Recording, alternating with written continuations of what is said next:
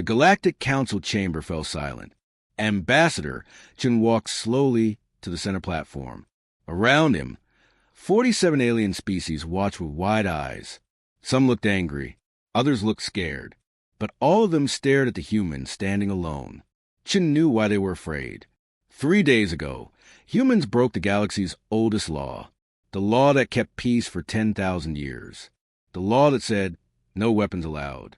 The council leader, a tall reptilian named Vorik, spoke first. His voice echoed through the chamber. Ambassador Chen, your species joined our council only 1 year ago. You signed the weapon ban treaty. You promised to follow our laws. But now, Vorik paused. Now you bring violence to our galaxy. Chen said nothing. He just waited. Vorik activated a hologram. It showed a mining colony on Planet Refuge 7. 5 days ago, space pirates attacked this colony. They had illegal plasma guns. Your human security team was there. The hologram changed. It showed 3 humans holding strange wooden devices. These weapons, what are they? Crossbows, Chen answered calmly. The chamber exploded with noise. Aliens shouted in 100 different languages. Vorik raised his hand for silence. Crossbows? Primitive human weapons from your ancient past. Yes, Chen said. But how? A small blue alien named Zik stood up. The pirates had plasma guns. They had KRYLL armor shields. Nothing can penetrate KRYLL shields. Nothing. For 300 years, KRYLL technology has been perfect. Their shields stop all weapons. Energy weapons. Explosive weapons. Even laser beams. Zix's voice trembled. But your crossbow bolts, they went through the shields like air. 3 pirates died instantly. How is this possible? Chen smiled slightly. He looked around the chamber. Every alien leaned forward, waiting for his answer. You are right, Chen began. KRYLL shields are very strong. They detect fast-moving objects. When something moves too fast, the shield activates and stops it. Energy weapons move at light speed. Bullets move at supersonic speed. Your shield stopped them all. He paused for effect. But crossbow bolts? They move slower, much slower, just below your detection threshold. Your shields never saw them coming. The chamber went completely silent. You could hear the air circulation systems humming. Vorik's face turned dark purple. You studied our technology. You found our weakness. You planned this. We prepared, Chen corrected. There's a difference. A bird-like alien named Shrill spoke up. Her voice was sharp and high. How many of these crossbows do humans have? Chen looked directly at her. Enough. That is not an answer. Vorik shouted. It is the only answer you need, Chen replied. His voice stayed calm, but everyone heard the steel underneath. For 1 year, you treated humans like children. You called us primitive. You laughed at our simple technology. You thought we were harmless because we did not have energy weapons. Chen walked slowly around the platform. Every alien, I followed him. You forgot something important. Humans survived 10,000 years of war on our own planet. We fought with swords. We fought with bows. We fought with our bare hands. We learned 1,000 ways to kill. He stopped walking and faced the council. Your ban only covered energy weapons and explosives. You never banned kinetic weapons. You never thought anyone would use them.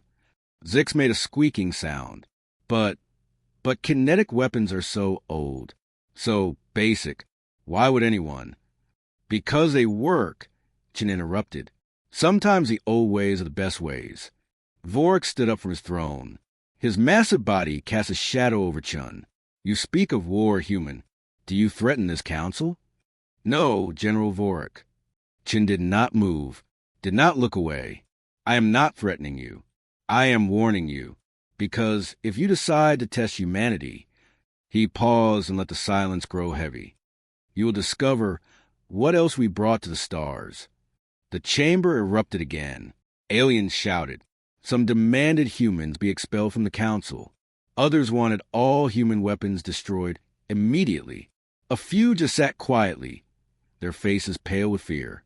But Vorik did not shout. He just stared at Chun with calculating eyes. "What else?" he asked quietly. The noise died down. Everyone wanted to hear. Chin smiled. "That, General, is something I hope you never find out." He turned and walked toward the exit.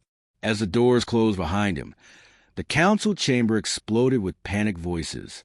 Every species asked the same question. What else were the humans hiding? General Vorik could not sleep. For 3 days, he watched the security footage over and over. The human crossbow bolt moving through the air, passing through the KRYLL shield like it was not even there, piercing the pirate's armor, killing him instantly. Impossible. That word kept echoing in Vorik's mind. For 300 years, KRYLL shield protected his people. They stopped everything. Laser weapons, plasma guns, even nuclear explosions. The KRYLL empire became the strongest in the galaxy because of these shields. Nobody could touch them, until 3 humans with wooden crossbows proved them wrong. Vorik sat in his command center on the KRYLL homeworld. Around him, his best scientists worked frantically. Holographic displays filled the room. Each one showed a different test. Each one showed the same result. Failure. General, his chief scientist approached carefully. Her name was Dr. Kellix. She looked exhausted. "We have completed 200 simulations. The results are disturbing." "Show me," Vorik commanded. Kellix activated a large display. It showed a KRYLL shield in cross-section. Layers of energy fields glowed blue and white. Our shields work by detecting velocity and energy signatures. Anything moving faster than 300 meters per second triggers the shield. Anything with an energy signature above baseline also triggers it. Vorik knew all this. Get to the point. "The crossbow bolts move at only 200 meters per second," Kellix continued.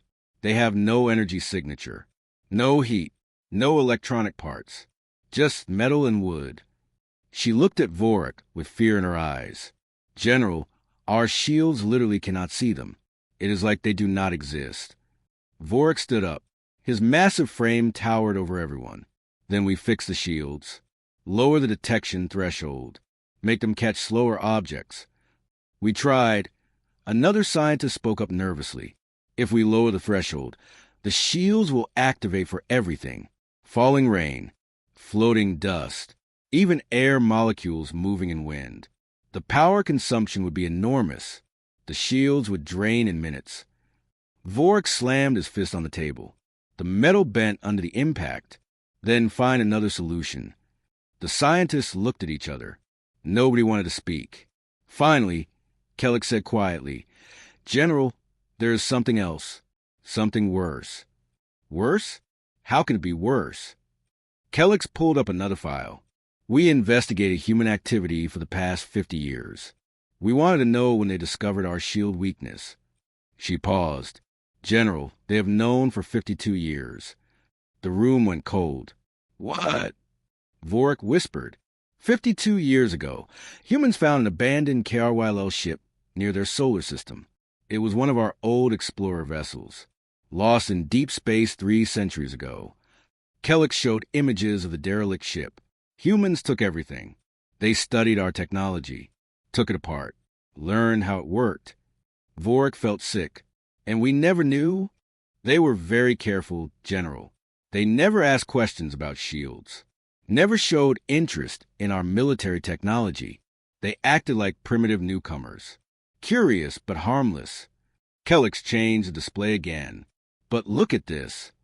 The new image showed a human facility on Earth's moon, large and heavily guarded. This is a human military research center. It has been active for 48 years.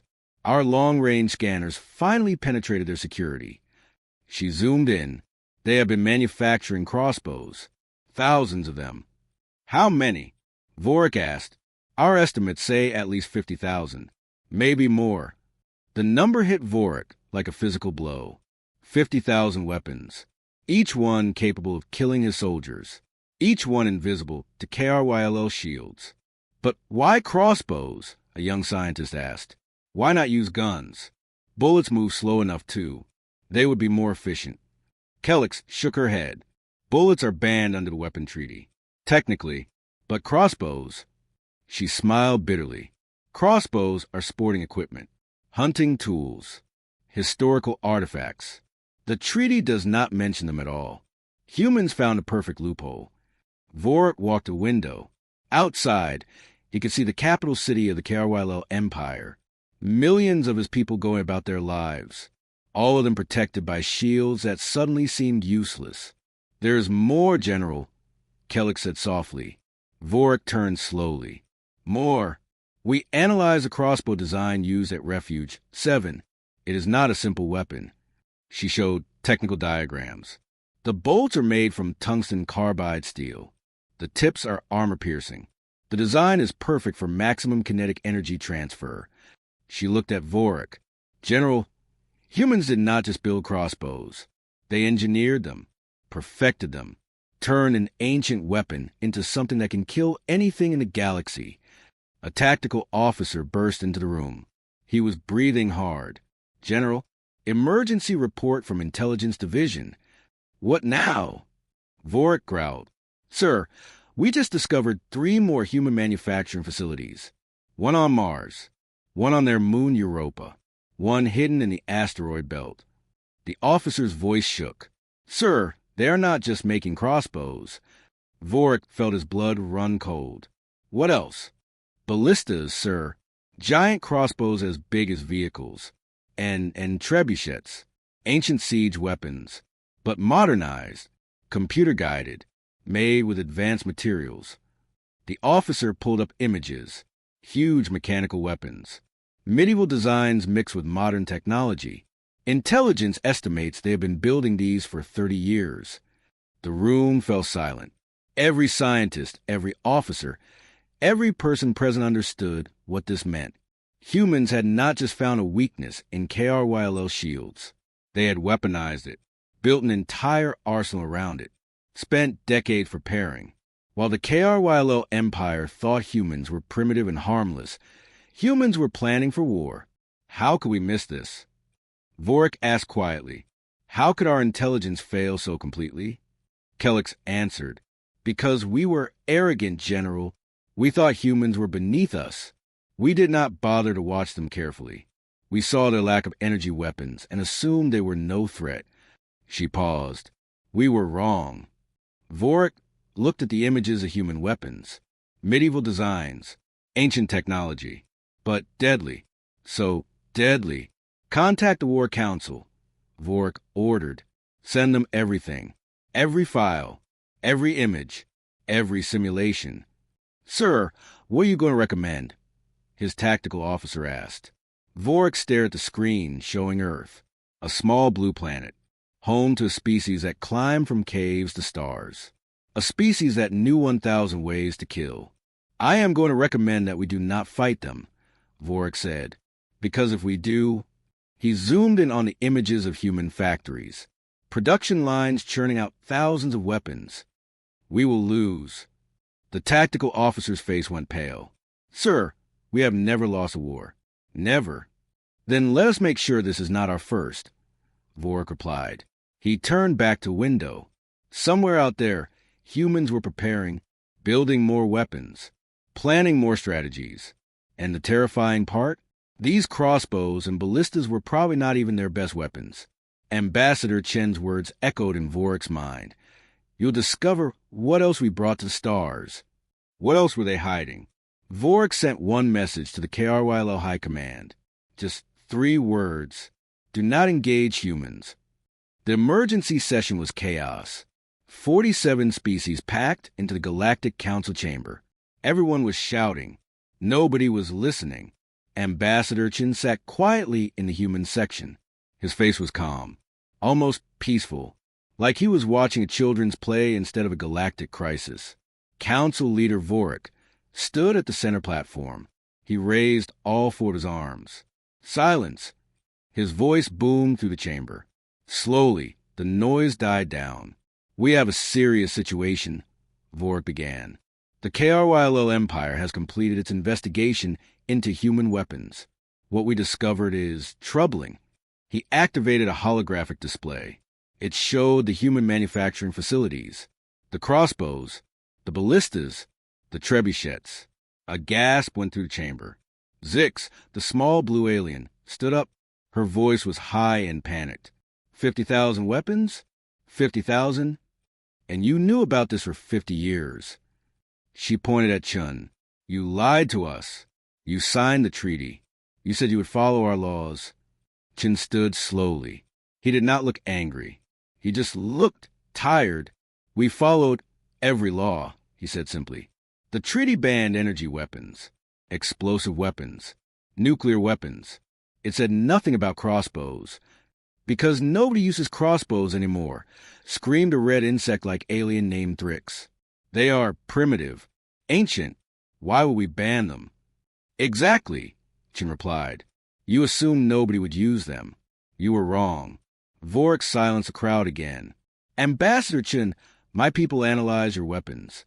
They are not simple crossbows. They are engineered, designed specifically to penetrate our shields.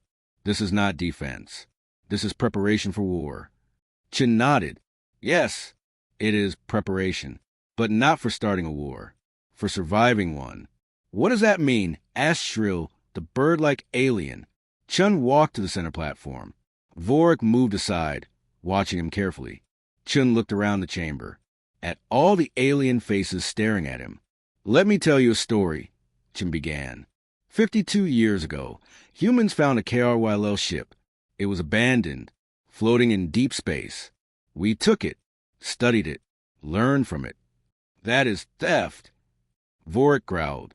It was salvage, Chin corrected. The ship was derelict. No crew, no distress beacon. According to galactic law, we had every right to claim it. He paused. But that is not the point. The point is what we learned. The chamber was silent now. Everyone listening. We learned that KRYL shields are the foundation of galactic power. Chin continued. Every species relies on them. KRYL technology protects your ships, your stations, your soldiers. Without those shields, you're vulnerable. He looked at Vorik. We also learned that the shields have a weakness, a flaw in the design. They cannot detect slow-moving kinetic weapons. So you exploited it, Zix said bitterly. We prepared for it, Chin replied, because we asked ourselves a question you should have asked centuries ago. He paused for effect. What happens when someone discovers this weakness? What happens when an enemy learns that KRYL shields are not perfect? The chamber was quiet, too quiet. Chun continued. We humans are new to this galaxy. We are the youngest species here. We do not have your advanced technology. We do not have energy weapons or quantum computers or faster-than-light communication. His voice grew stronger. But we have something you lost a long time ago. We have survival instinct. You call building weapons survival? Thrix shouted. Yes. Chen's voice echoed through the chamber. On Earth, we fought for 10,000 years. Nation against nation. Tribe against tribe. We learn a hard truth. Peace is maintained by strength, not by laws, not by treaties, by the ability to defend yourself. Vorik stepped forward. So you do not trust us? Chin looked at him directly. No, General, we do not, and we were right not to. The chamber exploded with angry voices. Aliens stood up, shouting accusations. Chin waited for them to quiet down. 3 days after we joined the council, Chin said loudly, the Draxan Empire sent warships to our solar system. They wanted to test us, see if we would fight back. You all knew about it. Nobody warned us. Nobody helped us. A large reptilian alien named Krax stood up. He was a Draxan ambassador. That was a routine patrol, not an invasion. With weapons charged, Chin shot back. With targeting systems locked on Earth? He shook his head. You wanted to see what humans would do. You wanted to see if we were weak. Krax said nothing. And that was just a first test, Chin continued. Over the past year, we have faced pirate attacks, trade blockades, sabotage attempts, all from species in this chamber. All testing us, pushing us, waiting for us to break. Zix spoke quietly. We wanted to know if you belonged here. Then you got your answer, Chen replied. We belong, and we will not be pushed around. Vorik activated another display. It showed more data, more human facilities. Our intelligence discovered something else. Humans did not just test your weapons on pirates. You tested them on our shields specifically. You ran hundreds of simulations. You knew exactly how much force was needed to penetrate KRYL armor. Chen smiled slightly. Of course we did. That is called being thorough. It is called planning an attack. Vorik roared. No, Chen said firmly. It is called being ready to defend ourselves when you attacked us. And you would have, eventually. The chamber fell silent again, because everyone knew it was true. The older, stronger species always tested newcomers, always pushed to see how far they could go. It was the way of the galaxy. Chen walked slowly around the platform. You want to know what scares you? I will tell you. What scares you is that humans found your weakness before you found ours. What scares you is that we turned your own technology against you. What scares you is that right now, in this moment, you realize that KRYL shields are worthless against us. He stopped and faced the entire council. But here is what should really scare you. Ready? Nobody spoke. Nobody moved. Crossbows are just the beginning. The words hung in the air like a death sentence. Shrill stood up slowly. Her feathers were ruffled with fear. What does that mean? Chen pulled out a small device. He pressed a button. A new hologram appeared. It showed different weapons. Designs the aliens had never seen before. Compound bows, Chen explained. 3 times more powerful than crossbows. Completely silent. Can be fired rapidly. The hologram changed. Ballistas. Giant crossbows mounted on vehicles. The bolts are as big as support columns. They can destroy light spacecraft, pierce armor plating, all without triggering your shields. Change again. Trebuchets. You think they are just medieval toys? Wrong. We built them with carbon fiber arms. Computer-guided targeting. They can launch 500-pound projectiles 3 kilometers, accurately, through shields, into space stations. Change again. And this is our favorite. The hologram showed missiles, but strange missiles, with unusual designs. Kinetic missiles. They launch at high speed, then slow down right before impact, just slow enough to pass through shields. Then they hit with full kinetic force. We can take out capital ships with these. The chamber was dead silent. Aliens stared at the holograms with wide eyes. Some were shaking. Chen turned off the display. So yes, General Vorik, we prepared. We built an arsenal. We spent 50 years making sure that if someone attacked humanity, they would regret it. Vorik's voice was quiet, almost respectful. How many of all these weapons do you have? Chen smiled. Enough to defend ourselves. Enough to make any attacker think twice. Enough to ensure that humanity survives. That is not an answer, Vorik said. It is the only answer you will get, Chen replied. Zik stood up. She was crying. Small blue tears ran down her face. You brought war back to galaxy. For 10,000 years we had peace. And now you have reality, Chen interrupted, but his voice was gentler. Peace without strength is just waiting to be conquered. You've been lucky. Lucky that every species followed the rules. Lucky that nobody found the shield weakness before us. Lucky that no real threat appeared. He looked around the chamber one more time. Humans did not bring war. War was always here, waiting, hidden under your treaties and laws. We just prepared for it. Thrick stood up. His insect wings buzzed angrily. The council should vote. Expel humanity. Destroy their weapons. Remove this threat. Several aliens nodded in agreement, but Vorik raised his hand. No. Everyone looked at him in shock. The human is right, Vorik said slowly. Each word seemed to hurt him. We have grown soft, complacent. We relied on our shield for centuries. Never questioned them.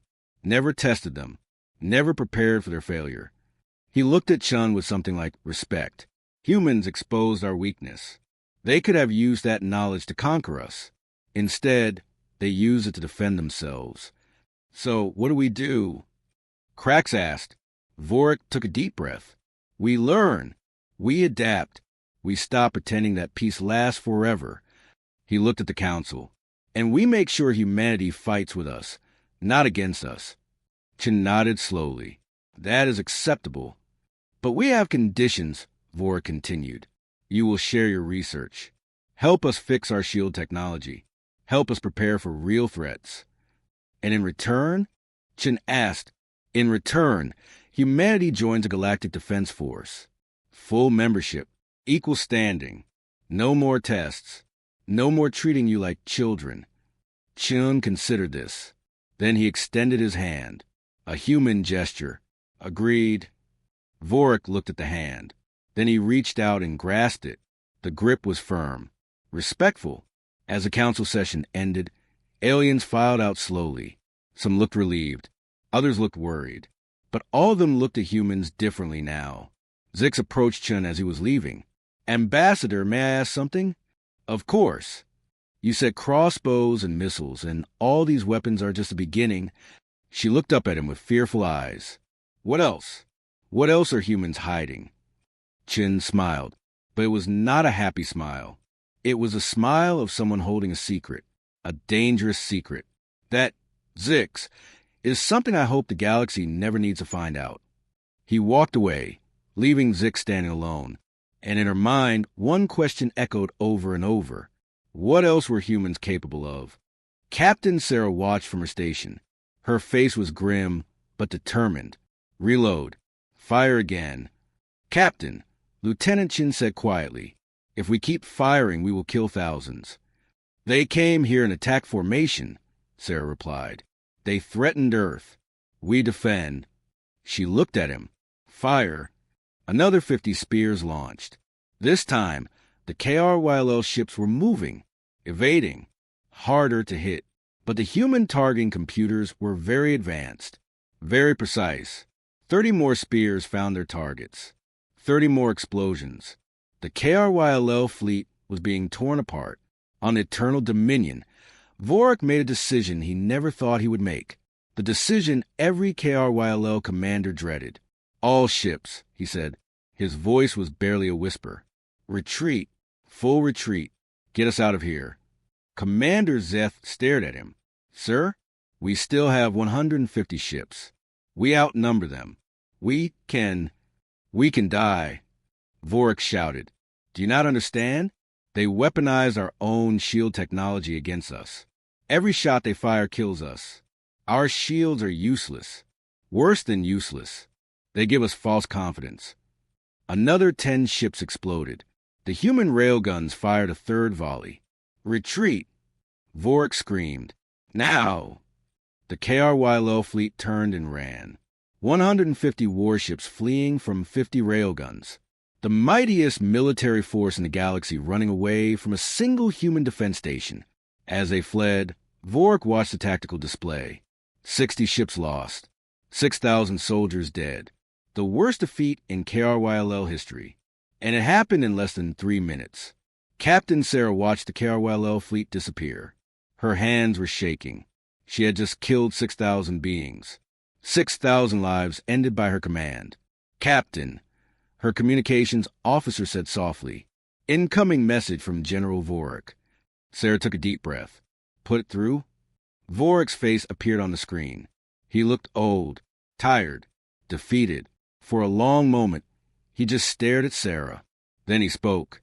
Human, what you have done today. Sarah waited. She expected threats, promises of revenge, declaration of war. But Vorik surprised her. What you have done today has saved countless lives. Sarah blinked.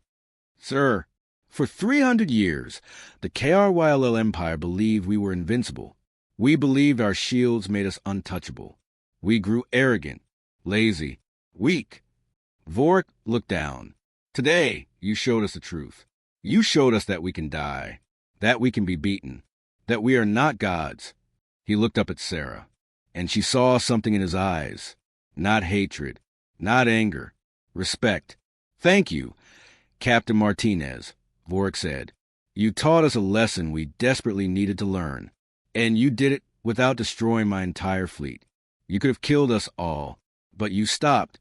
You gave us a chance to retreat." Sarah nodded slowly. "We do not want war, General. We just want to be left alone." "I understand that now," Vorik replied, "and I will make sure the entire galaxy understand it too." He paused.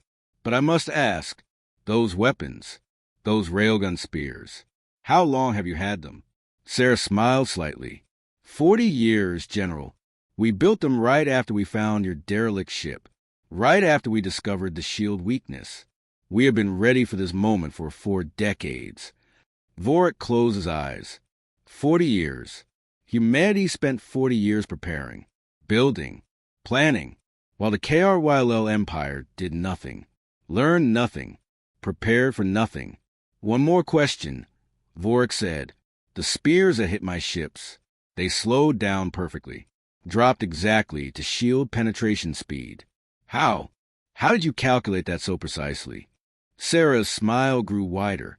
"Because we tested them, General. For 40 years we tested them. On the KRYLL ship we found. We ran 10,000 simulations. We knew exactly how fast our projectiles needed to move. We knew exactly how much force was needed. We knew everything." Vorik understood then. Understood completely. Humans had not gotten lucky. This was not a fluke. This was engineering. Planning. Decades of preparation. The humans had turned warfare into a science. "I see," Vorik said quietly. "Captain Martinez, I must go now. I have to report to my superiors. I have to tell them that the KRYLL Empire," he struggled with the words, "that we are no longer the strongest force in this galaxy." "General," Sarah said, "with respect, you never were. You just had the best shields. But shields are not strength. Shields are just tools." Vorik nodded. "What is strength, then?" Sarah looked out the window at Earth, at the small blue planet that birthed humanity. "Strength is adaptation, General. Strength is learning. Strength is surviving 10,000 years of war and coming out the other side still fighting, still growing, still improving." She looked back at Vorik. "KRYLL have had peace for so long. You forgot how to fight. But humans, we never forgot. We never stopped preparing. Because we know a truth that you forgot." "What truth?" "Peace does not last forever. War always comes back. And when it does, you better be ready." Vorik was silent for a long time. Then he nodded slowly. "You are right, Captain. Thank you for the lesson. I hope we can learn from it before it is too late." The transmission ended. Vorik's face disappeared from the screen. Captain Sarah sat back in her chair. Her crew was silent. Everyone processing what just happened. They had fought the KRYLL Empire and won. "Captain," Lieutenant Chen asked, "what now?" Sarah looked at the tactical display, at the debris field where 60 KRYLL ships died, at the fleeing KRYLL fleet, at Earth, peaceful and blue below them. "Now," Sarah said, "now we reload. We repair. We prepare. Because General Vorik learned a lesson today. But there are 46 other alien species in the Council, and some of them are going to want revenge." She stood up. "We stay ready. Always ready. That is what humans do. That is what we have always done." Outside the station, in the cold darkness of space, the railguns cycled back into their hidden bays, reloading, recharging, waiting for the next threat. And on Earth, in a secret military command center, Admiral Thompson watched the battle footage. He smiled. Captain Martinez performed perfectly, better than expected. She showed strength without cruelty, power without arrogance. She gave the KRYLL a lesson they would never forget. But as the Admiral watched the footage again, one thought kept repeating in his mind. The same thought General Vorik was probably thinking right now. If railguns were this effective, if simple kinetic weapons could defeat the galaxy's strongest shields, then what else did humans have? What other weapons were hidden in Earth's arsenals? What other surprises waited in the shadows? The Admiral's smile grew wider. Let them wonder. Let them fear. Let them think twice before threatening humanity again. because Ambassador Chin was right. Crossbows and railguns were just the beginning, and the galaxy was about to discover exactly what that meant. General Vorik stood in the command center of his flagship, the Eternal Dominion. Around him, holographic screens showed 200 KRYLO warships, the most powerful fleet in the galaxy. 50,000 soldiers ready for battle. 3 days had passed since the council meeting. 3 days since Vorik shook the human's hand. 3 days since he accepted that KRYLL shields were no longer invincible. But accepting weakness was one thing. Showing weakness was another. General, his tactical officer approached. Commander Zeph was young, but brilliant.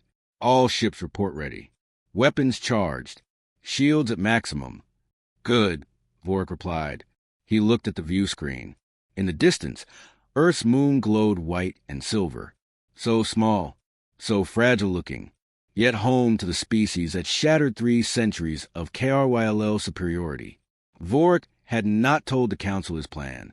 He did not tell them he was bringing his fleet to Earth, because if he had asked permission, they would have said no. They would have called it provocation, aggression, a violation of the peace agreement. But Vorik did not care. He needed to know, needed to see with his own eyes. Were humans really as dangerous as they claimed, or was it all a bluff? Commander Zeph, Vorik said quietly, move the fleet into attack formation. Zeph hesitated. Sir, we agreed to peace with the humans. I did not agree to trust them, Vorik replied. Execute the order. The KRYLL warships moved forward. Massive vessels, each one the size of a small city. Their shields glowed with blue energy. Weapon batteries tracked the human defense stations orbiting Earth's moon. On those stations, alarms were screaming. Captain Sarah Martinez sat in the command chair of Defense Station Alpha. She was young for a captain, only 32 years old, but she had trained for this moment her entire life. Captain, her sensor officer shouted. KRYLO fleet entering weapons range. 200 capital ships. They are moving into attack formation. Sarah's heart pounded, but her voice stayed calm. Activate battle stations. Wake up the Admiral. And someone get Ambassador Chin on the line. Now. Her communications officer worked frantically. Captain, the Ambassador is not responding. Neither is Earth Command. It is like they're letting us handle this. Sarah understood immediately. This was a test. Not for humanity. For her. For her crew. Earth Command wanted to see what their defense forces would do without orders from above. Fine, Sarah said. Then we handle it ourselves. She stood up and walked to the main view screen. The KRYLO fleet looked terrifying. So many ships. So much firepower. Her station had only 50 railguns. 50 weapons against 200 warships. But those 50 railguns were special. Very special. Captain, her weapons officer called out. Lieutenant Chun. No relation to the ambassador. Railguns are charged and ready. Targeting solutions calculated. We can fire on your command. Sarah watched the KRYLL ships getting closer. Closer. Any moment now, they would be in optimal firing range. Not yet, Sarah whispered. On the KRYLL flagship, Commander Zeph was confused. General, the humans are not responding. No warnings. No threats. They just sit there. Vorik narrowed his eyes. They are waiting. Humans are patient hunters. I read their history files. They would wait for hours, days, weeks, for the perfect moment to strike. Should we fire a warning shot? Zeph asked. No. We advance. The KRYLL fleet moved closer. Now, they were only 10 kilometers from the human defense stations. Point-blank range in space combat. General, a sensor operator called out, I am detecting movement on the human stations. Something is emerging from hidden bays. Vorik looked at his tactical display. Large objects were rising from the defense stations. Massive cylindrical weapons. 20 meters long. 5 meters wide. What are those? Vorik asked. Unknown, sir. They appear to be mechanical. No energy signature. No heat signature. Just metal and... The railguns fired. There was no sound in space, no explosion of gunpowder, no flash of energy weapons, just a brief electromagnetic pulse. And then the projectiles were in flight. 50 massive steel spears launched simultaneously. Each one weighed 2 tons. Each one was designed specifically to kill KRYLO warships. Commander Zeph watched on the tactical screen. The projectiles moved fast, very fast, nearly 3,000 meters per second. "Shield will stop them," Zeph said confidently. But then something strange happened, something impossible. The spears began to slow down. Small rockets on each spear fired in reverse, braking thrusters. The projectiles decelerated rapidly, from 3,000 meters per second down to 1,000, then 500, then 250. "What are they doing?" Zeph whispered. Vorik understood immediately. His blood turned cold. "They are dropping below shield detection threshold. Sound collision alarm. All ships evasive." Too late. The first spear hit the warship Crimson Dawn. It passed through the shield like the shield was not there. The 2-ton projectile punched through the hull armor, penetrated deep into the ship's core, struck the reactor. The Crimson Dawn exploded. A fireball bloomed in space. Debris scattered in all directions. Before anyone could react, 19 more spears found their targets. 20 KRYLO warships exploded in the span of 5 seconds. The command center of Eternal Dominion erupted in chaos. Officers shouted. Alarms blared. The tactical display showed 20 red X marks, 20 dead ships, 1,000 dead KRYLO soldiers. Evasive maneuvers. Vorik roared. All ships scatter. Maximum thrust. The KRYLO fleet broke formation. Ships turned sharply, trying to dodge the incoming projectiles. But the railgun spears were not finished. 6 months passed since the Battle of Earth's moon. 6 months since Captain Martinez destroyed 60 KRYLO warships. 6 months since the galaxy learned that KRYLO shields were not invincible. Everything changed after that day. The Galactic Council held emergency meetings every week. Some species wanted to upgrade their shields. Others wanted to ban kinetic weapons. A few smaller species quietly contacted humanity. They wanted to buy human weapons. They wanted protection. But the biggest change happened in the KRYLL Empire itself. General Vorik stood in a training facility on Mars, the Red Planet, the human military world. Around him, 200 KRYLL soldiers watched nervously. These were his best troops, elite warriors, champions of 100 battles. And today, they would train with humans.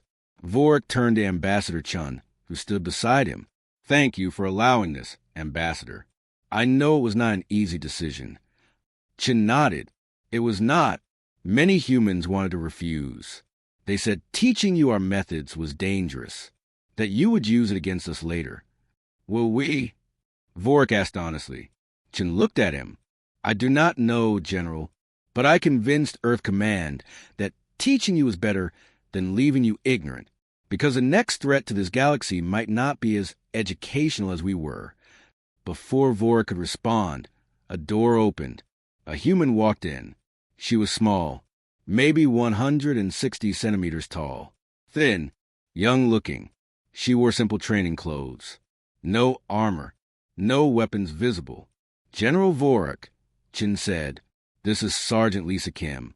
She will be your instructor today." The KRYLO soldiers looked at each other. Some made clicking sounds. The KRYLO version of laughter. This tiny human was going to teach them? Warriors who stood over 2 meters tall? Who could lift 300 kilograms with one arm? Sergeant Kim walked to the center of the room. She did not look nervous. She looked bored. "Good morning," Kim said. Her voice was flat. "Professional. Today you will learn the basics of kinetic warfare. The Council has approved sharing this information with the KRYLL Empire. So pay attention. I only explained things once." She pressed a button on her wrist device. A table rose from the floor. On it sat 5 different weapons. Crossbow, compound bow, ballistic control system, trebuchet firing mechanism, and something else. Something the KRYLL had never seen. These are the weapons that defeated your fleet, Kim said simply, but before we discuss how to use them, we need to discuss why they work. She pulled up a holographic display. It showed a KRYLL shield in cross-section. Your shields detect velocity and energy. Fast objects trigger the shield. Energy weapons trigger the shield. Simple, right? The KRYLL soldiers nodded. Wrong, Kim said. That is what your engineers told you. That is what you believed. But it is not complete. She changed the display. It showed different projectiles moving through the shield at different speeds. Your shields have 3 thresholds. Not 1, 3. The first threshold is for objects moving above 300 meters per second. The second is for objects with heat signatures above 50 degrees Celsius. The third is for objects with electromagnetic signatures. Vorik leaned forward. We know this. Do you? Kim asked. She looked at him with sharp eyes. Then why did you never test for objects that meet none of those thresholds? Objects that move slowly, that have no heat, that have no electronics. Silence. Because you assumed nobody would use them, Kim continued. You assumed that slow projectiles were ineffective, primitive, weak. She smiled coldly. You were wrong. Slow projectiles are invisible to your shields. And with enough kinetic energy, they are just as deadly as energy weapons. More deadly, actually, because they cannot be blocked. She picked up the crossbow. This weapon was invented on Earth 3,000 years ago. Ancient technology. But we modified it, made it stronger, faster, more accurate. She loaded a bolt, aimed at a target across the room, fired. The bolt moved almost too fast to see. It struck the target dead center, punched completely through, hit the wall behind, embedded 15 centimeters into solid steel. The KRYLL soldiers stopped laughing. This is a basic crossbow, Kim said. Maximum range, 400 meters. Bolt velocity, 200 meters per second. Penetration, 30 centimeters of standard armor plating. Cost of manufacture, about $50 human. Questions? A large KRYLL soldier raised his hand. Sergeant, that is impressive for a primitive weapon. But in modern warfare, range matters. 400 meters is nothing. Our plasma rifles can hit targets at 5,000 meters. True, Kim agreed, but your plasma rifles trigger shields. My crossbow does not. So in a fight between you with a plasma rifle and me with a crossbow, she looked at him. I win, because you cannot shoot me, but I can shoot you. The soldier had no response. Kim moved to the next weapon. The compound bow. This is more advanced. Uses pulley systems to multiply force. Maximum range, 600 meters. Bolt velocity, 250 meters per second. Penetration, 40 centimeters. Can be fired rapidly. 7 shots per minute. Cost, $100. She demonstrated. Loaded an arrow. Drew the string. The mechanical pulleys made it look effortless. Fired. Another perfect hit. The advantage of bows over crossbows, Kim explained, is rate of fire. A trained archer can shoot 10 arrows per minute. A crossbow user can only shoot 3 or 4. In sustained combat, bows are superior. Vorik was taking notes. Actually taking notes. Like a student. Sergeant Kim, may I ask a question? Go ahead. These weapons require significant physical strength. Your species is, no offense, smaller and weaker than most KRYLL.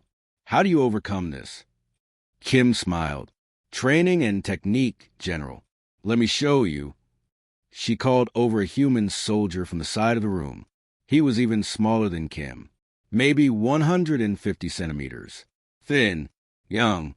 He looked like a child next to the KRYLL warriors. This is Private Chun, Kim said. He weighs 60 kilograms. He has been training with the bow for 6 months. Private, please demonstrate on the heavy target. Private Chin picked up a massive war bow. The KRYLL soldiers murmured. That bow looked too big for him. Too heavy, but Chin drew the string smoothly. Aimed. Fired. The arrow flew across the room. Hit the heavy target. A target made of layered armor plating. The arrow punched through, all the way through, out the other side. The KRYLL soldiers stared in shock. Technique, Kim repeated. We train our soldiers to use their whole body. Legs, core, back, not just arms. This multiplies force, allows smaller humans to use larger weapons. She looked at the KRYLL. You are bigger and stronger than us. If we teach you properly, you'll be far more effective than any human archer. For the first time, Vorik saw hope. Maybe KRYLL could adapt. Maybe they could learn. But then Kim moved to the next section, and everything changed. Now, Kim said, her voice dropping, I have shown you the weapons that defeated your fleet. Basic kinetic weapons. Crossbows, bows, simple and effective. She paused. But those are not what you should really fear. She pressed another button. A second table rose from the floor. On it sat weapons the KRYLL had never seen. Strange designs, unusual shapes. Vorik felt a chill run down his spine. These, Kim said quietly, are the weapons we have not shown anyone. Not the Council. Not the KRYLL Empire. Not even most humans know these exist. She looked at Ambassador Chen. Sir, are you sure about this? Chen nodded. They need to see. They need to understand. Kim picked up the first weapon. It looked like a rifle, but thicker, heavier. No barrel, just a magnetic rail system. Personal railgun, Kim said, fires a tungsten rod at 800 meters per second. At launch, then the rod slows down to 150 meters per second before impact. Completely passes through any shield in the galaxy. Penetration, 1 meter of armor plating. Range, 2,000 meters. Rate of fire, 1 shot per second. Cost, $5,000. She set it down, picked up another weapon. Kinetic shotgun. Fires 50 small pellets simultaneously. Each pellet slows to shield penetration speed. Effective range, 100 meters. Basically, it turns any armored target into Swiss cheese. Cost, $2,000. Another weapon, Gauss rifle. Uses electromagnetic coils to accelerate projectiles. Silent operation. No gunpowder. No heat signature. Perfect for assassinations. Range, 3,000 meters. Penetration, 50 centimeters. Cost, $8,000. Vorik felt sick. These weapons, so advanced, so deadly, and humanity kept them secret.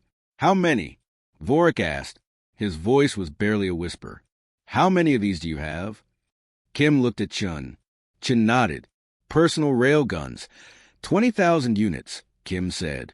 Kinetic shotguns, 15,000.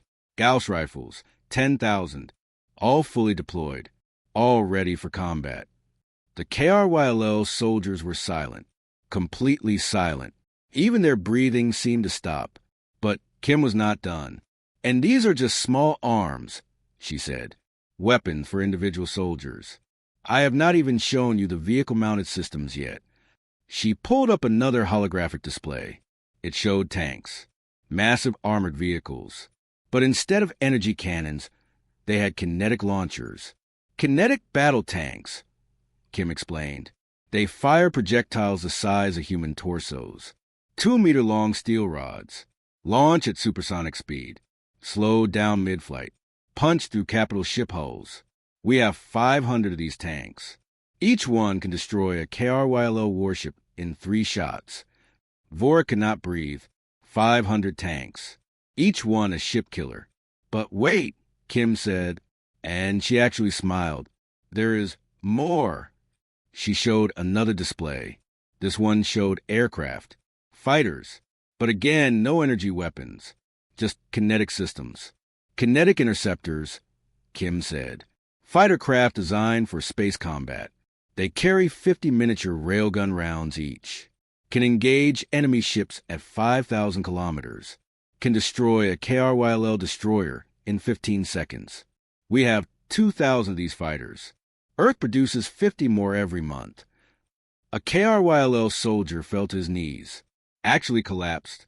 The weight of this information was too much. Vorik understood why. If humanity deployed all these weapons, just the ones Kim showed them, they could destroy the entire KRYL empire in a week. Maybe less. Why? Vorik asked. Why show us this? Why reveal your strength? Kim turned off the displays. She walked up to Vorik, looked him in the eyes. Despite being half his size, she seemed larger somehow, more dangerous. Because, General, humanity learned a lesson from Earth's history. We learned that secrets do not keep peace. Fear does. Respect does. She paused. We want you to fear us. We want you to respect us, so that you never, ever attack us again. Vorik nodded slowly. You have succeeded, Sergeant. I fear you very much. Good, Kim said. But there is something else you should know. Vorik almost did not want to ask, but he had to. What? Kim leaned closer, whispered so only Vorik could hear. Everything I showed you today, all these weapons, the railguns, the tanks, the fighters, the personal weapons. She paused. They represent about 30% of our total arsenal. The other 70% is classified. Even I do not know what is in the deepest vaults. Vorik's legs almost gave out. 30%. This was only 30%. Kim stepped back, spoke louder so everyone could hear. Training begins tomorrow.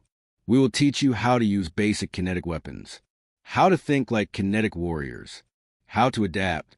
She looked at all the KRYL soldiers. You came here to learn how to fight like humans. Good. You will learn. But remember this. No matter how much we teach you, you will never be as good as us, because we have been doing this for 10,000 years, and you're just starting. She turned and walked away, left the KRYL soldiers standing in stunned silence. Ambassador Chen approached Vorik. General, I know this is overwhelming, but you needed to see. You needed to understand. Why? Vorik asked. Why tell us all this? Why not keep it secret? Chen smiled sadly. Because you are not the real threat, General. You are prideful, arrogant sometimes, but you follow rules. You respect treaties. You are not evil. Then who is the real threat? Chen looked up at the stars through the facility's transparent roof. We do not know yet, General, but humanity has learned to prepare for unknowns, to expect the worst, to never be caught unprepared. He looked back at Vorik. And when the real threat comes, when something truly dangerous appears in this galaxy, we want you ready. We want you trained. We want you as allies, not enemies. Vorik thought about this, thought about everything he saw, everything he learned. Ambassador, Vorik said quietly, do humans believe something dangerous is coming? Chen did not answer immediately. He just looked at the stars, at the vast darkness of space, at the unknown threats hiding in the shadows between worlds. Finally, he said, General, humanity has survived ice ages, plagues, world wars, nuclear weapons, climate disasters, asteroids, and you know what we learned from all of that? What? The universe is not kind. It is not fair. It does not care if you survive or die. The only way to live is to be ready, always ready. For anything. Chen looked at Vorik. So yes, General, we believe something is coming. We do not know what. We do not know when. But we know it is out there. And when it arrives, we will be ready. Vorik nodded slowly. And you want us ready too. Exactly. For a long moment, Vorik stood silently, processing everything. Then he straightened up, drew himself to full military posture. Then train us, Ambassador. Train us well, because if something threatens this galaxy, KRYL will stand with humanity. We will fight together. We will survive together. Chen smiled, extended his hand. Welcome to the family, General. Vorik grasped the hand firmly, and in that moment, the two strongest military forces in the galaxy became allies. But as they shook hands, both of them thought the same thing, the same worry that kept them awake at night. What if humanity's worst fears were true? What if something truly dangerous was watching them right now? Something worse than pirates, worse than shield weaknesses, worse than anything the galaxy had ever seen. And in the cold darkness of deep space, millions of light years away, something ancient stirred. Something that had been sleeping for millennia. Something that had heard about humans, about their weapons, about their strength, and it was coming to test them. General Vorik stood in the observation room of Defense Station Alpha. Through the massive windows, he could see Earth below, blue and green and beautiful. It was hard to believe such a peaceful-looking planet created the galaxy's most dangerous warriors. 6 months had passed since the training on Mars. 6 months since Sergeant Kim showed him humanity's hidden arsenal. 6 months of intensive training for his KRYLL soldiers. Everything had changed. Captain Sarah Martinez walked up beside him. She carried 2 cups of coffee. A human drink, hot and bitter. Vorik had learned to tolerate it, almost enjoy it. Even, General, Sarah said, handing him a cup, the joint patrol ships are ready. My squadron and your squadron. Together for the first time. Vorik accepted the coffee. Thank you, Captain. I still find it strange. 6 months ago, we were shooting at each other. Now we fly together. Sarah smiled. That is diplomacy, General.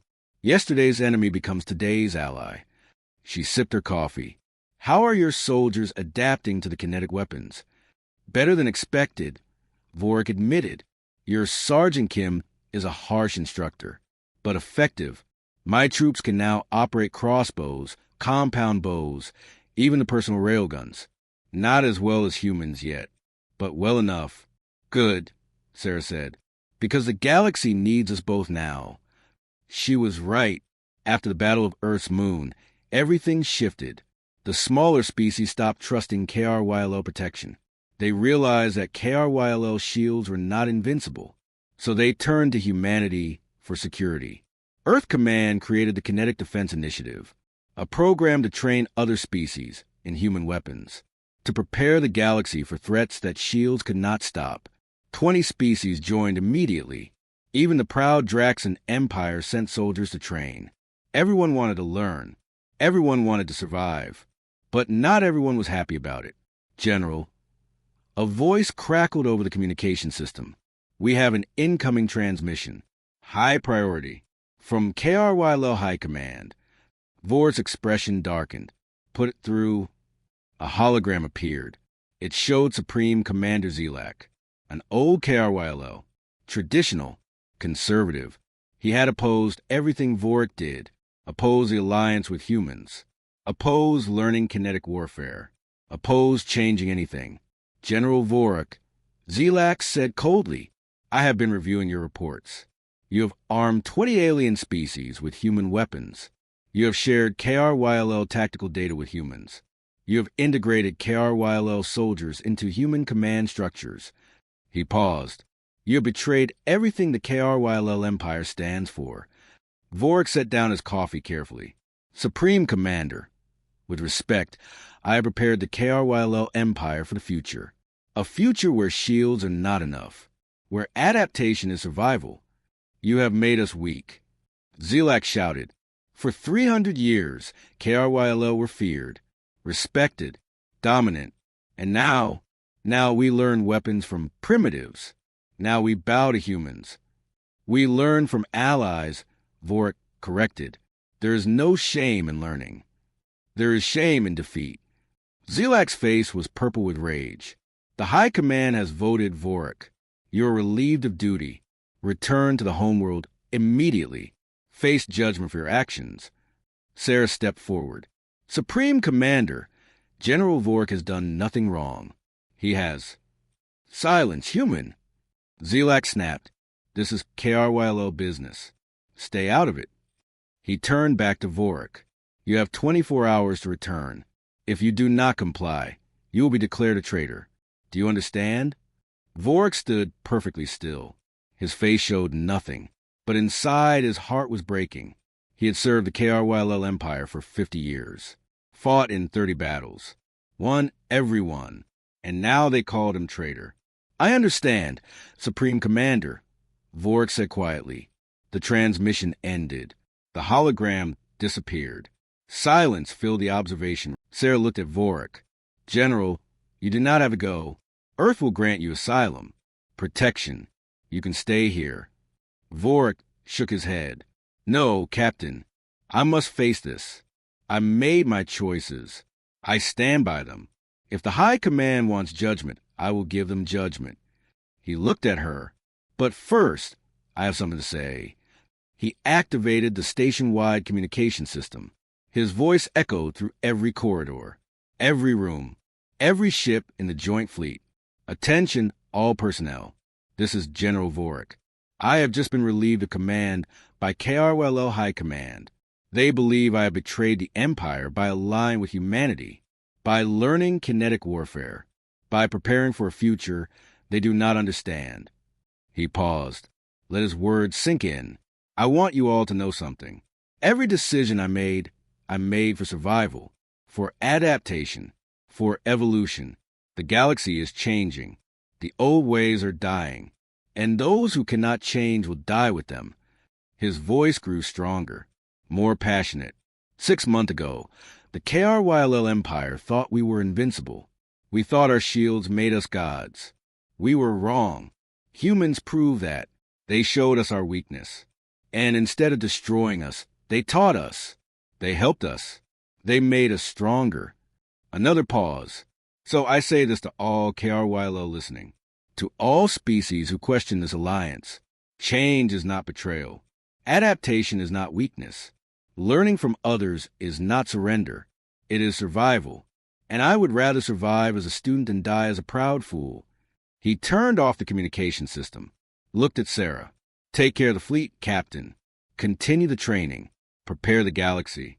Because something is coming. I can feel it. Sarah saluted. Not a human salute.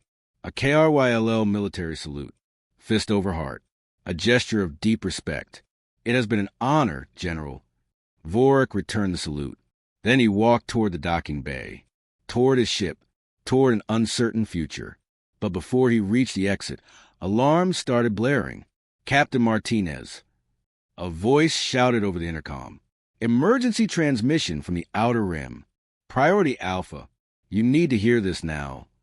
Sarah ran to the nearest console. Vorik followed. They pulled up the transmission. Static. Screaming. Then a voice. Barely audible. Terrified. This is Colony Refuge 7.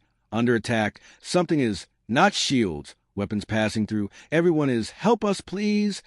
The transmission cut off. Silence. Sarah's face went pale. Refuge 7. That is a major colony. 3 million inhabitants. Mixed species.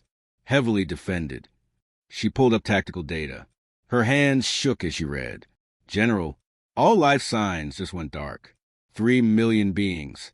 All dead in less than 2 minutes. Vorik stared at the screen. What could do that? What weapon kills 3 million that fast? Sarah ran more scans. No energy signatures detected. No explosions. No radiation. No heat blooms. Nothing. It is like they just stopped existing. A horrible thought occurred to both of them simultaneously. They looked at each other. Kinetic weapons, Sarah whispered. Someone else has kinetic weapons. Vorik finished. They stood frozen, processing this. For 6 months, they thought humanity was unique. The only species with kinetic warfare. The only ones who thought to bypass shields. They were wrong. Captain, Vorik said urgently, we need to investigate. Now, whatever did this, is more advanced than us, Sarah completed. More efficient. More deadly. She activated her command console. All ships prepare for emergency deployment. We leave in 10 minutes. Vorik nodded. Then he activated his own communicator. Connected to KRYLL High Command. To Supreme Commander Zelak. Zelak's face appeared again. Still angry. Vorik, I told you to return immediately. Why are you... Supreme Commander, shut up and listen, Vorik said. No respect. No protocol. Just urgency. Colony Refuge 7 just went dark. 3 million dead in 2 minutes. Kinetic attack. Something out there has weapons like humans. Maybe better. maybe worse. But it is real, and it is coming. Zelak's anger vanished, replaced by fear. What were you saying? I am saying everything I warned you about is happening. The future I prepared for is here. Now. Vorik leaned closer to the camera. You can court-martial me later. Right now, I need full authorization. I need access to all KRYL military assets. And I need you to trust me. For a long moment, Zelak said nothing, just stared, thinking, calculating. Finally, he nodded. Authorization granted. Full fleet access. Do what you need to do, General. But Vorik. Zelak's voice softened. Come back alive. The Empire needs you. I was wrong. I see that now. Vorik saluted.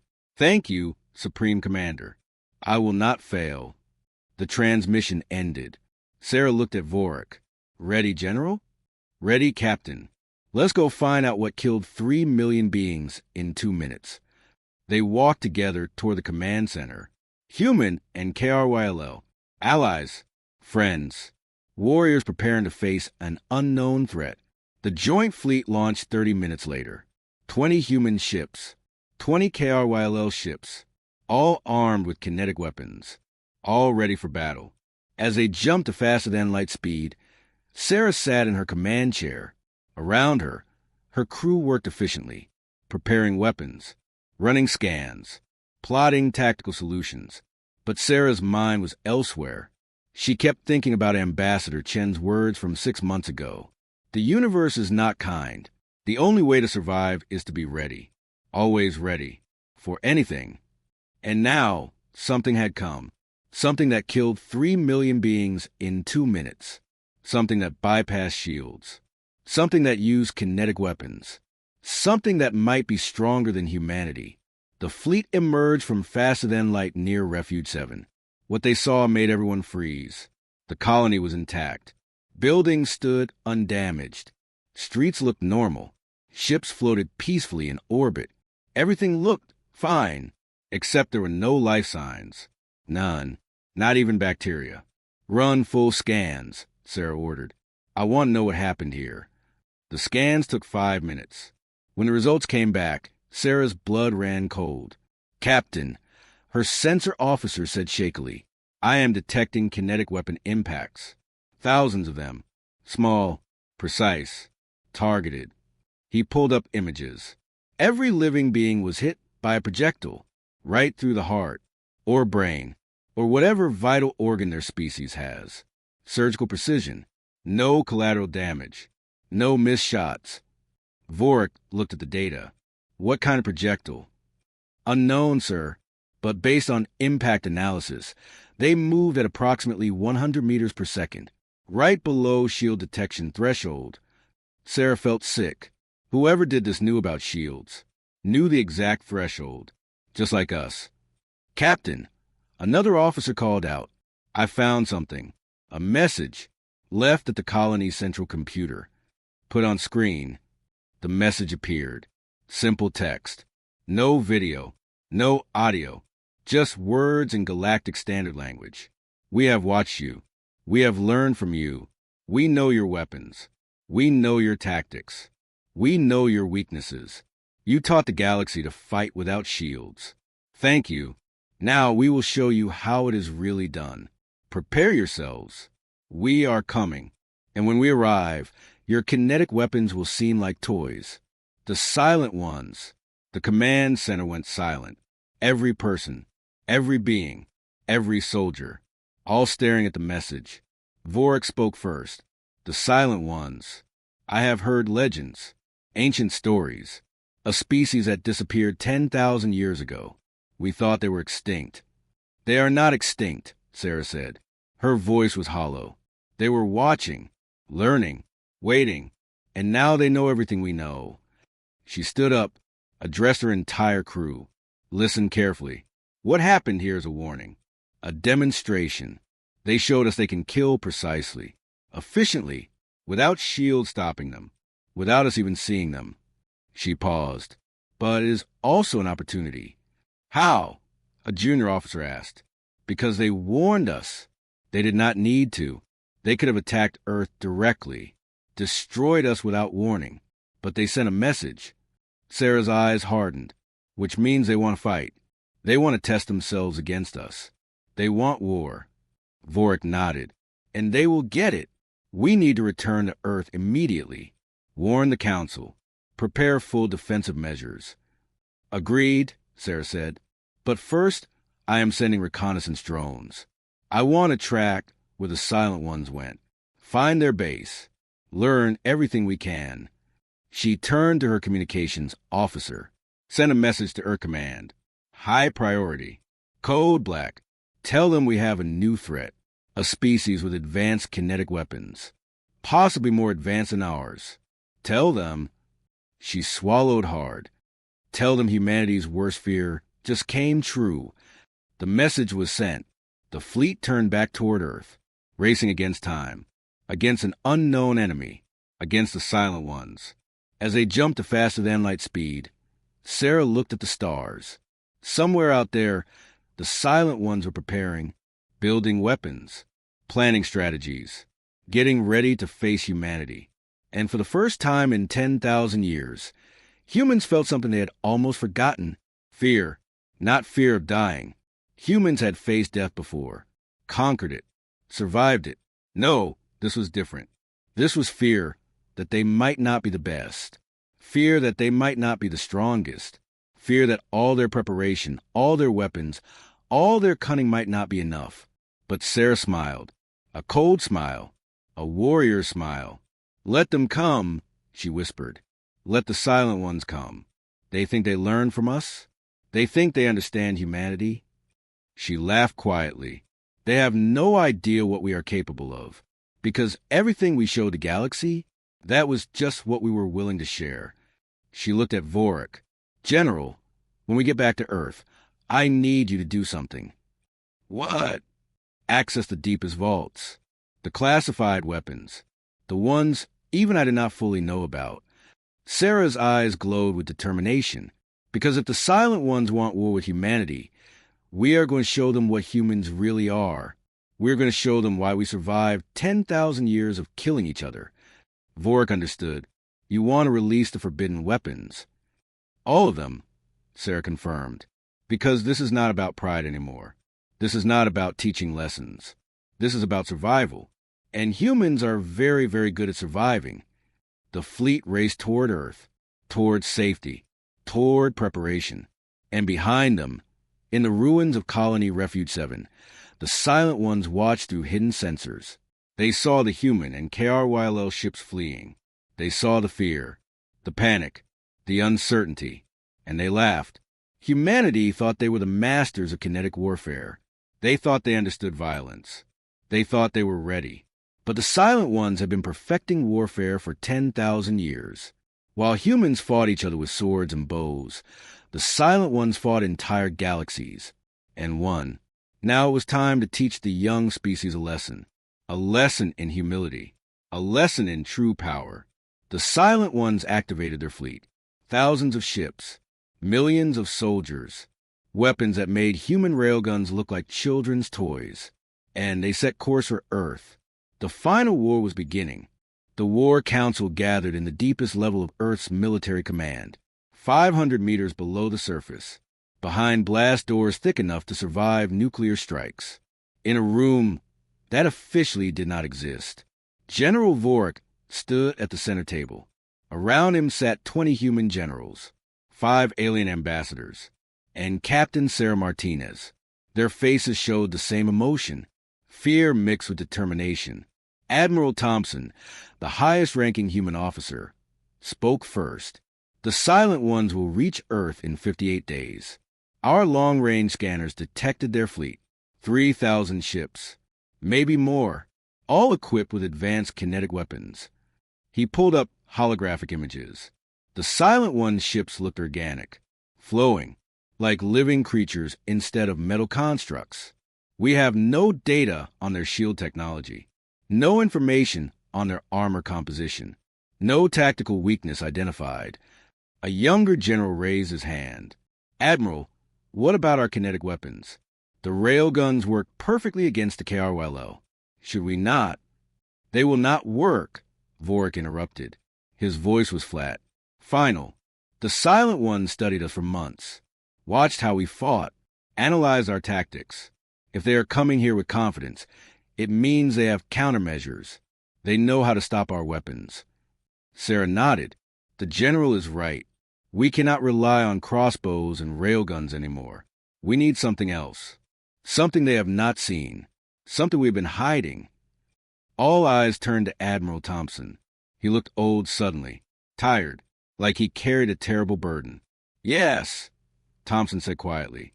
It is time. Time to open the forbidden vaults. A murmur went through the room. Even the human generals looked shocked. Some looked excited. Others looked horrified. Vorik leaned forward. Admiral, I have heard rumors. Stories about weapons so dangerous that Earth Command locked them away. Weapons that violate galactic law. Weapons that should never be used. Thompson finished. Yes, General, those weapons exist. And if we use them, we become something worse than the Silent Ones. We become the galaxy's nightmare. Sarah stood up. With respect, Admiral, we are already the galaxy's nightmare. Every species fears us. They fear our kinetic weapons, our tactical thinking, our refusal to surrender. She looked around the room. Being feared kept us alive this long. Maybe it is time to be more than feared. Maybe it is time to be terrifying. Thompson stared at her for a long moment. Then he nodded slowly. Very well, Captain, but before I open those vaults, everyone in this room needs to understand what we're dealing with. He activated a classified file. Security clearance. Omega Black. Only 5 people in Earth's government had access to this level. 70 years ago, Thompson began. During the early space exploration era, human scientists made a discovery on Mars. A discovery we never reported to the Galactic Council. We found ruins, ancient ruins, buried 3 kilometers below the surface. Images appeared, stone structures, strange symbols, technology that looked both primitive and impossibly advanced. The ruins were 10,000 years old, Thompson continued. They belonged to the Silent Ones. They lived on Mars once, before they disappeared, and they left behind blueprints. Vorik felt his blood run cold. Blueprints for what? For weapons, Thompson replied. Weapons that use principles we do not fully understand. Weapons that manipulate gravity, bend space, stop time. Weapons that should not exist according to our understanding of physics. He changed the display, showed weapon designs, each one more disturbing than the last. We spent 70 years trying to recreate these weapons. Most failed. Some killed the scientists working on them. But a few, he paused, a few worked. And what they did terrified us so badly that we locked them away. Swore never to use them, never to speak of them. Sarah's voice was steady. Until now. Until now, Thompson agreed. He looked at Vorik. General, you asked to see the deepest vaults, to access the classified weapons. He stood up. Very well. Follow me, all of you, because if we are going to use these weapons, everyone needs to see what they do. Everyone needs to understand the cost. It turns living beings into soldiers, mindless soldiers, obedient to whoever controls the cascade. They lose their identity, their memories, their free will. They become weapons. Thompson's hand shook. We tested it on lab rats 70 years ago. 1 drop infected 1,000 rats in 1 hour. They all changed. All became something else. Something wrong. Sarah looked at the dark liquid. Did you develop a control system? A way to command the infected? Yes, Thompson said. That was the only way we could study it safely. We created a neural interface. Whoever wears it can command anyone infected by the cascade. He looked at her. But, Captain, you need to understand. Using this weapon means dooming millions, maybe billions. Everyone it touches becomes a slave. Forever. There is no cure, no reversal. It is permanent. The room fell silent. Every person stared at the glass coffin, at the dark liquid that could end the war, but at a cost that might be worse than losing. Finally, Vorik spoke. Admiral Thompson, I understand your hesitation, but I must ask, if the Silent Ones created this weapon, what are the chances they still have samples? What are the chances they will use it against us? Thompson went pale. I had not considered that. You should, Vorik said firmly, because everything in this vault came from Silent One's blueprints, which means they know these weapons exist. They know how to make them, and if they are willing to kill 3 million colonists as a warning, he looked at the cascade. They might be willing to use this. Sarah turned to Thompson. Admiral, we need to make a choice. Use these weapons first, or wait and see if the Silent Ones use them against us. There's a third option, a voice said from the entrance. Everyone turned. Ambassador Chen walked into the vault. His face was serious, determined. We use some of the weapons, but not all. We show the Silent Ones that we are strong, dangerous, not to be trifled with, but we keep the cascade locked away. We use it only if they use biological weapons first. Thompson nodded slowly. That is acceptable. A measured response. Show strength without becoming monsters. Which weapons do we deploy? A general asked. Chen walked through the vault, examining each weapon carefully. Finally, he pointed to 3. The gravity bombs, the temporal disruptors, and these. He stopped at a rack of small devices. They looked like hand grenades. Phase shifters. They make objects temporarily intangible, pass through solid matter, perfect for attacking enemy ships from inside. Thompson considered this. Those 3 weapon types, 30 gravity bombs, 20 temporal disruptors, 50 phase shifters. That gives us enough firepower to hurt the Silent Ones badly, but not enough to be seen as genocidal maniacs. Agreed, Chen said. We defend Earth, protect the galaxy, but we do not become the villains of this story. Sarah raised her hand. Ambassador, one question. If we use these weapons, other species will learn about them. They will demand access, want to study them, want to recreate them. Are we ready for that? Chen smiled coldly. Let them try. These weapons took us 70 years to understand. Use blueprints from the most advanced species in galactic history, and we still do not fully comprehend how they work. He looked around the vault. No other species has the resources, the knowledge, the desperation that humanity has. These weapons will remain ours alone. Over the next week, Earth transformed into a fortress. Every orbital station armed with kinetic weapons. Every city protected by shield generators. Every military base prepared for invasion. And in secret facilities around the world, human engineers prepared the forbidden weapons. Gravity bombs loaded into missile tubes. Temporal disruptors mounted on fighter craft. Phase shifters distributed to special forces teams. General Vorik worked alongside human commanders, planning strategies, running simulations, preparing for every possible scenario. He also sent a message to KRYLL High Command, told them about the forbidden weapons, warned them about the Silent Ones, asked for reinforcements. Supreme Commander Zelak responded immediately. The KRYLL Empire stand with humanity. We will send 500 warships, 10,000 soldiers, all equipped with kinetic weapons. We fight together, General. We survive together. Other species joined too. The Draxon sent 300 ships. The Zephyr sent 200. Even small species contributed what they could. 50 ships here, 20 there. By the time 58 days passed, Earth's defense fleet numbered 3,000 ships, equal to the Silent One's fleet. But everyone knew numbers did not matter. This war will be decided by technology, by tactics, by will.